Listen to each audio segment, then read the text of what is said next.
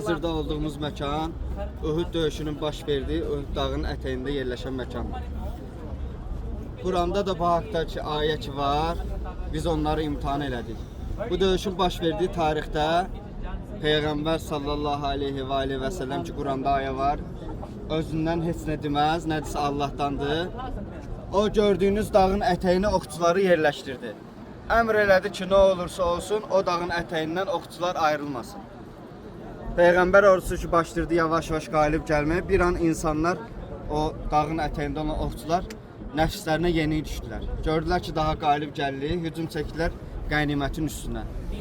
Bunu görən Əbu Süfyan lənətullah aleyhində ordusu gördü ki, dağdakı oxçular boşalıb, dövrəyə alıb əks-hücum elədilər.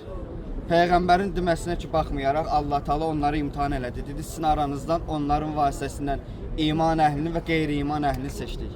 Peyğəmbəri müdafiə edənlər də orada bəlli oldu.